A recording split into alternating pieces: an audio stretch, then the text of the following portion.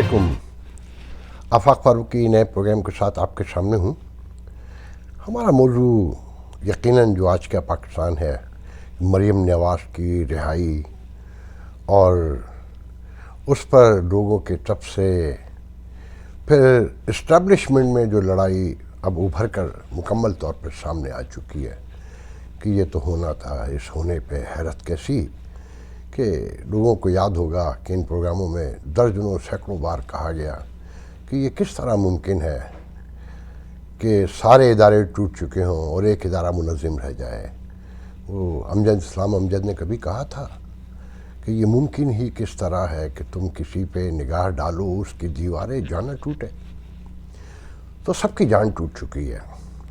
फिर जो सबसे बुरी और बड़ी खबर है कि सी पैक तकरीबन बंद होने को है।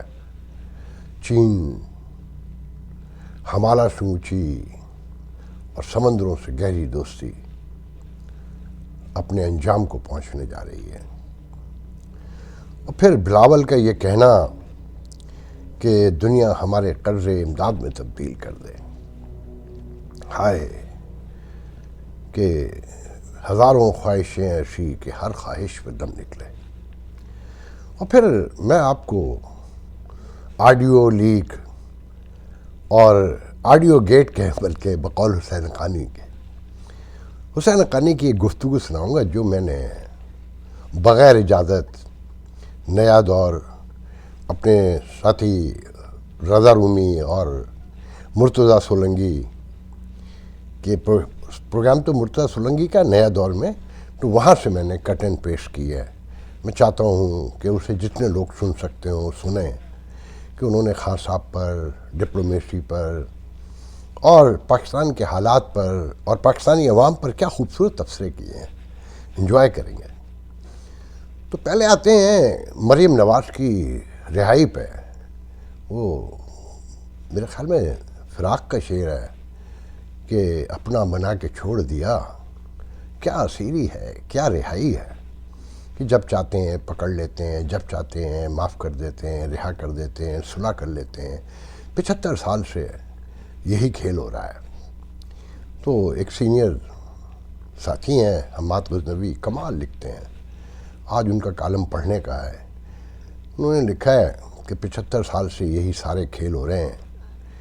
सियासतदान ही चोर चोर हैं कि रायगानी सी रायगानी है, बेसमती सी बेसमती है कि दायरे में घूम रहे हैं कि चलते तो हैं, सफ़र तो होता है, मंजिल नहीं आती। ये नहीं पता चलता कि आगे जा रहे हैं कि पीछे जा रहे हैं, कि रास्ता कटता ही नहीं है। एक दायरा अगर गौर करें, ना ये पता होता है कि पीछे जा रहे हैं, ना आगे जा रहे हैं, ना कोई मंजिल होती है, मगर रास्ता होता है। तो चले जा रहे हैं 75 साल से।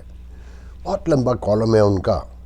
उसमें लिखा है कि ये खेल सारा मुकम्मल तौर पर सिर्फ़ और सिर्फ 18वीं तरमीम के लिए है कि 8वीं तरमीम के तहत इख्तियारात थे कि जब चाहो सदर से टेट पे उंगली रख के हुकूमत ख़त्म करवा दो। अब 18वीं तरमीम वफाक के कहा जाता है कि जी पैसे नहीं मिलते, कि इसहाक डार को इसीलिए हटाया गया था कि उससे बजट बढ़वाने के लिए कहते थे और उसने इनकार कर दिया था। आज वो भी वापस आ गया कि दीवार से लगी रियासत कहाँ से कहाँ पहुँच गई, क्या से क्या हालात हो गए। आज अदालतें एक बार फिर वक़ार खो गईं कि ये अशराफिया को ही इंसाफ देने के लिए रखी गई हैं। इन्हें बता दिया जाता है कि अब किसे छोड़ देना है, अब किसे पकड़ लेना है, किसे सज़ाए मौत सुना देनी है, किसे लटका देना है, किसे दौड़ा देना है, किसे भगा देना है, किसे 50 रुपये के बॉन्ड पर फारिग कर देना है, और किसे कि ज़मानत के पैसे ना हों। तो ऐसे लोग भी हैं तारीख़ में कि 39 साल जेल में हैं। यह है पाकिस्तान। इस पर जितना बोला जाए उतना कम है कि समझ से बाहर है कि कहाँ खड़े हो गए हैं। आप देखें, बेशर्मी की हद देखें कि ऑडियो लीक्स में वाज़ेह तौर पर नज़र आ रहा है कि वो आदमी जो हेड ऑफ़ द कंट्री है वो कैसे प्ले करता है और कैसे बयानियाँ बनाता है اور قوم کیسے اس کے پیچھے لگ جاتی ہے دنیا کی سب سے بڑی سپر پاور کے خلاف، اپنے ووٹ کے لیے تعلقات ختم کر دیتا ہے، جو ہم سے پہلے ہی شدید ناراض ہے کہ دھوکہ دہی کی ایک پوری داستان حیات ہے کہ مال پکڑتے ہیں پھر وعدے سے مکر جاتے ہیں۔ میں چاہتا ہوں کہ حسین حقانی کو پہلے سن لیں، ہم 3 منٹ کا ویڈیو ہے، آپ لوگ بہت انجوائے کریں۔ بات یہ ہے کہ عمران خان صاحب کو سازش پر کبھی اعتراض نہیں رہا۔ آخر انہوں نے بھی تو سازش ہی کی تھی نا، جب ایک چھوٹی سی پارٹی جس کی پارلیمنٹ میں صرف ایک سیٹ ان کی اپنی آئی تھی 2002 میں، اس کو بڑا بنانے کے لیے اس وقت کے آئی ایس آئی کے سربراہ کی مدد سے انہوں نے بعض مؤثر لوگوں کو اپنی پارٹی میں شامل کروایا، پھر اس کے بعد دوبارہ پھر دھرنا جو ہے وہ ظہیر الاسلام صاحب کے کہنے پر دیا جو کہ آئی ایس آئی کے سربراہ تھے، تو ان کو سازش سے کبھی تکلیف نہیں۔ پھر امریکی سفیر سے وہ یہ پہلی بار تھوڑی ملے ہیں، وہ اور بہت سارے سفیروں سے بھی ملتے رہے۔ عمران خان صاحب کا اعتراض یہ کہ سازش ہونی چاہیے لیکن سازش میرے حق میں ہونی چاہیے۔ وہ ایک انانیت پسند آدمی ہیں، کھلاڑی آدمی ہیں، ان کو ساری عمر صرف تالیاں بجوانے کا شوق رہا ہے۔ ان کو سیاست میں لا کر کسی نے بہت بڑا ظلم سیاست کے ساتھ، ملک کے ساتھ اور خود عمران خان کے ساتھ کر دیا ہے۔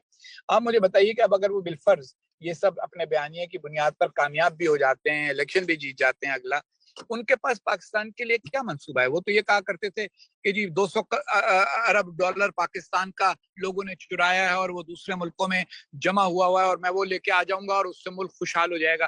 وہ بات بڑی مزہ کا خیز تھی لیکن لوگ اس کے پیچھے لگ گئے۔ تو وہ کوئی منصوبہ نہیں رکھتے۔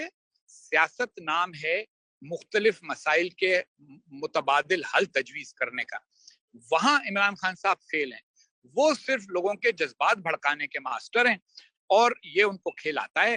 کرکٹ میں بھی تو یہی ہوتا ہے نا، آپ جب چھکا لگاتے ہیں تو تالی بجتی ہے، تو وہ صرف چکے چوکے لگاتے رہتے ہیں اور وہ لگاتے، سازش پہ ان کو کوئی اعتراض نہیں ہے۔ اعتراض ان کو یہ ہے کہ میرے خلاف نہیں ہونی چاہیے، میرے حق میں ہونی چاہیے۔ حقانی صاحب بہت سارے سائفر گیٹ بنا دے، میمو گیٹ بنا دے، چائنا گیٹ بنا دے، چمپو گیٹ بنا دے اور ہماری قوم ماشاءاللہ اس کے اندر الجھ جاتی ہے۔ اور ہماری صحافت کا بھی یہ حال ہے کہ صحافی برادری میں بھی ایسے لوگ موجود ہیں، مثلا ایک ہماری ایک دوست ہیں، وہ ہمیں ان سے بہت تعلق رہا ہے طویل عرصہ، لیکن ان سے بھی جب انہوں نے یہ کہا، میں نے کہا بھائی آپ نے بالکل غلط رخ اختیار کر لیا۔ ہر ایک کو اتنا ڈر لگا رہتا ہے، جیسے وہ ایک شعر ہے محسن بھوپالی کا کہ زیست ہم سائے سے مانگا ہوا زیور تو نہیں، ایک دھڑکا سا لگا رہتا ہے کھو جانے کا۔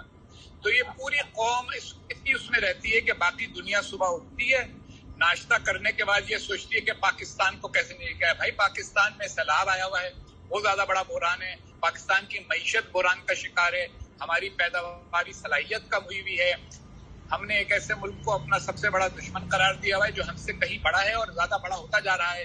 ہم ان چیزوں پر تو غور نہیں کرتے۔ ہم دنیا میں تعلیم میں پیچھے ہیں، ہمارا پاسپورٹ دنیا کا چوتھا سب سے برا پاسپورٹ ہے۔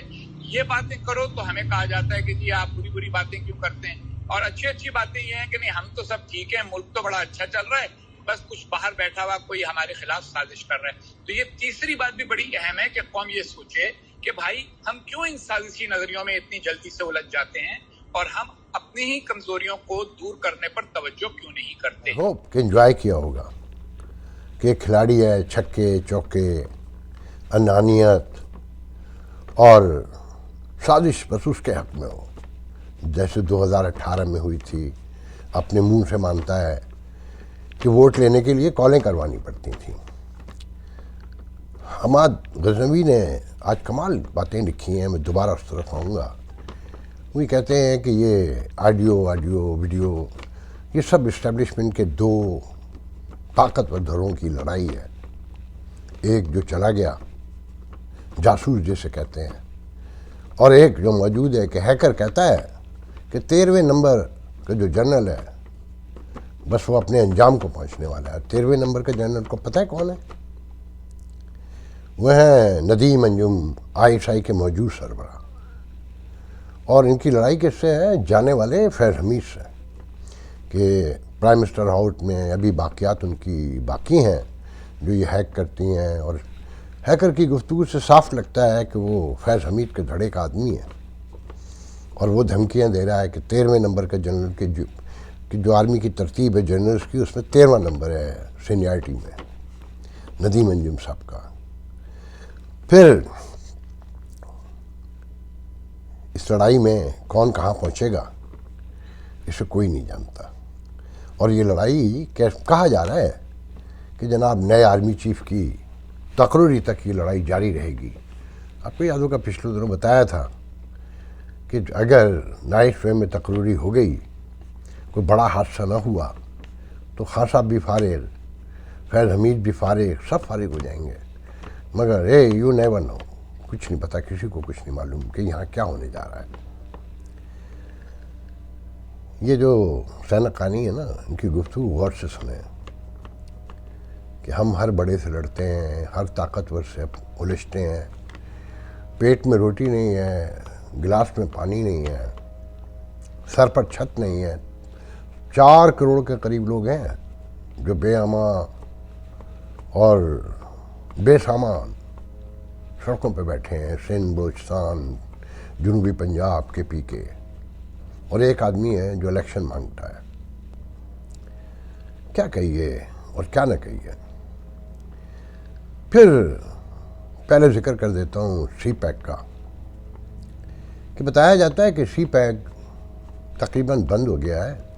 وہ چائنا جو یہ کہتا تھا کہ ہم گوادر کو دبئی بنا دیں گے، سنگاپور بنا دیں گے، ادائیگیاں نہیں ہوئیں کہ جو پاور پلانٹ لگائے گئے، کمرشل زون تو بعد میں بننے تھے نا، بزنس زون جنہیں کہتے ہیں، کہ جو فیکٹریاں لگنی تھیں، کہ جو انرجی پاور پلانٹ تھے ان کو میک شور کیا گیا تھا کہ جناب وہ بجلی آپ استعمال کریں نہ کریں، انہیں پیسے دینے ہیں، ان کا منافع دینا ہے۔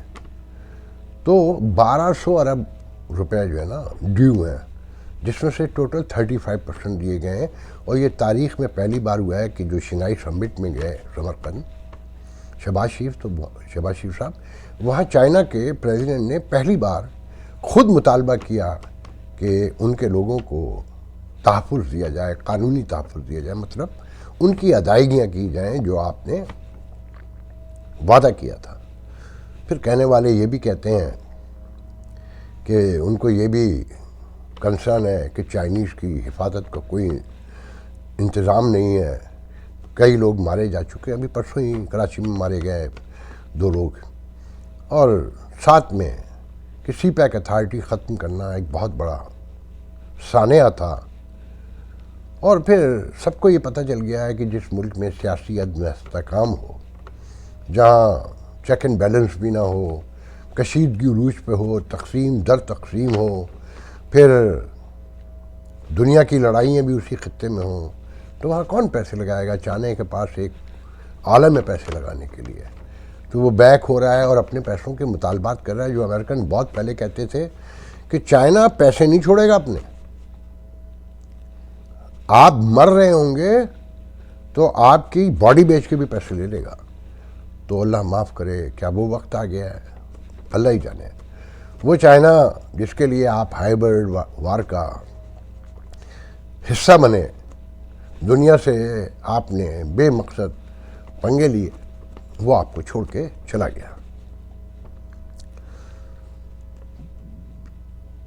واشنگٹن ڈی سی میں پریس بریفنگ کی پاکستان ایمبیسی میں بلاول بھٹو صاحب نے جاتے ہوئے پاکستان اپنے وزٹ کے اینڈ پر بہت سی باتیں کی انہوں نے انڈیا کے حوالے سے مختلف۔ میں انڈیا پہ بھی آؤں گا۔ کچھ لوگ الزام لگاتے ہیں کہ میں ملک توڑنے کی حمایت کرتا ہوں، میں انڈیا کی حمایت کرتا ہوں، تو آخر میں اس طرف آؤں گا۔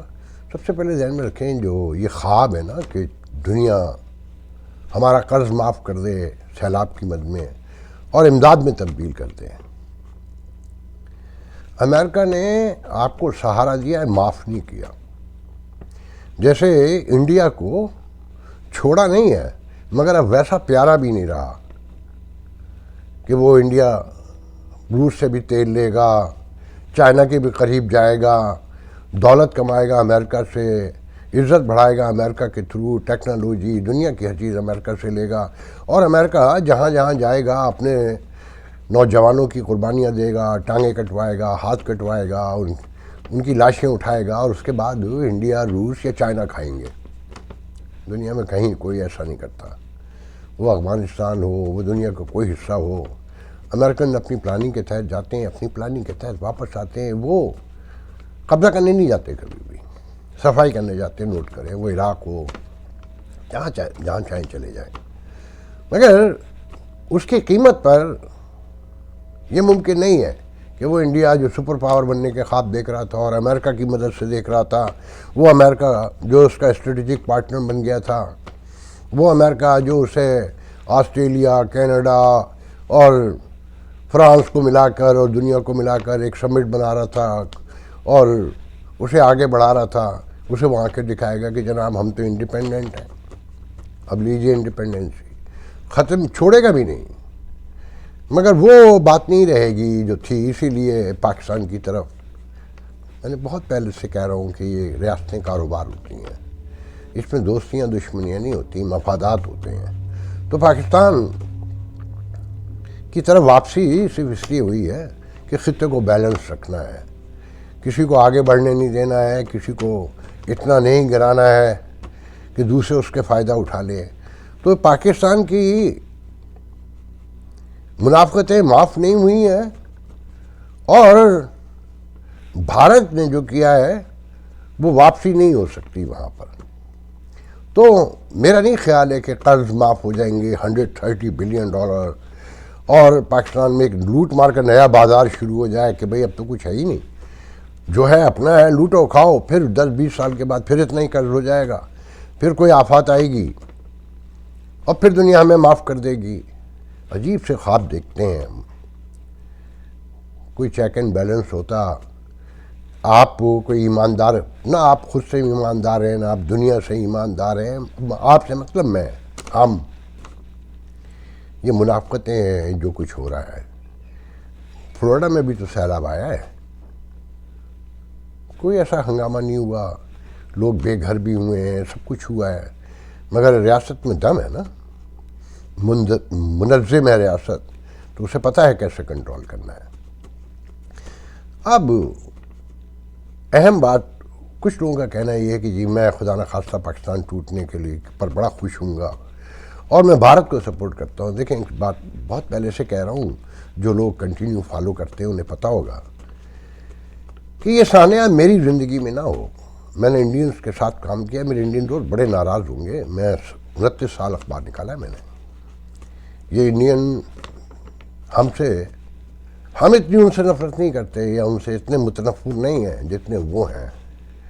تو میں نے بہت قریب سے دیکھا ہے اور ابھی بھی اس پروگرام کے اوپر بھی ویسے تالیاں بجاتے ہیں، مگر جب مودی کے بارے میں بات کرو، ہندوستان کے بارے میں بات کرو تو بالکل طالبان کی طرح نکل کر باہر آتے ہیں.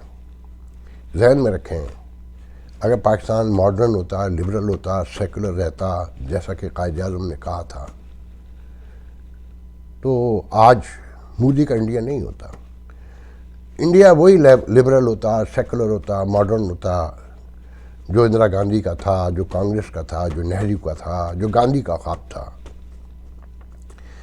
مگر ہماری انتہا پسندی دیکھ کے ہمارے اوریا مقبول جان، نسیم حجازی اور اسماعیل ساگر، طارق اسماعیل ساگر جیسے، میں کیا کہوں، مرحوم چلے گئے، ابھی حال ہی میں گئے، اور زید حامد، غزوہ ہند، نعرے، جہاد. تو ہندو بھی انسان ہے نا.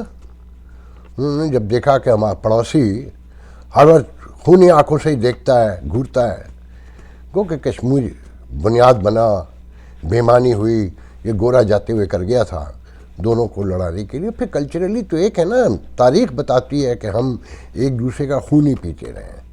ہم کوئی الگ لوگ نہیں ہیں، ایک جیسی ذہنیت ہے. مگر پاکستان کی انتہا پسندی نے بھارت کو انتہا پسند بننے میں بڑی مدد فراہم کی اور مودی کا کنٹرول ہوا. اور جس طرح ہم نے بھگتا ہے نا، یہ ہندوستانی بھی بھگتیں گے، جلد بھگتیں گے. وقت شروع ہوا چاہتا ہے اور شاید ہو بھی چکا ہے کہیں. ایسا نہیں، انتہا پسندی کو دنیا ایسے معاف نہیں کر دیتی. اگر ہم اقلیتوں کے ساتھ محبت کرتے تو ہندوستان کی ضرورت نہیں ہوتی. جو سلوک ہم نے اقلیتوں کے ساتھ کیا وہ ہندوستانیوں نے بھی کیا. اب ان کا زور ہے، ہم تو شاید پھر تھوڑا سا کہیں اب درگزر سے کام لے لیتے ہیں. ان کے یہاں بالکل نہیں ہے، کیونکہ نئی ابھر کر آئی ہے نا، کہ ابھی طاقت ہے، جوان ہے، انتہا پسندی کی سوچ کے حوالے سے. تو ہندوستان کے لیے، اس انتہا پسند ہندوستان کے لیے پاکستان کو ہونا بہت شدید ضروری ہے. وہ نہیں چاہے گا کہ ٹوٹے. اس کی خواہش میں نہیں سمجھتا کہ ہم اگر خدا نہ خواستہ ہمیں کچھ ہو گیا تو کسے دکھائے گا، کس سے ڈرائے گا. ایک لمبی تو گفتگو ہو جائے گی، مگر میرا نہیں خیال ہے کہ ہندوستان پاکستان کو ٹوٹتا ہوا دیکھ سکتا ہے. یا مجھ جیسے لوگ جنہیں سارا منظر غلط فہمی کہہ لیں، خوش فہمی کہہ لیں، وشفل تھنکنگ کہہ لیں، ہندوستان آج کے پاکستان سے کہیں زیادہ بدتر ہے. میری زندگی میں خدا کرے یہ وقت نہ آئے، مگر ہماری خواہشوں سے کچھ نہیں ہوتا. یہ ہم جو کرتے ہیں وہی ہمارے سامنے آتا جاتا ہے. تو آنے والے دن کیا لے کر آئیں گے، ویٹ کریں کہ یہ جو تقرری ہے اس وقت، اس کے ہونے تک جانے کیا کیا ہوگا. تو آج کے لیے اجازت دیجیے، انشاءاللہ کل گفتگو کریں گے. اللہ حافظ.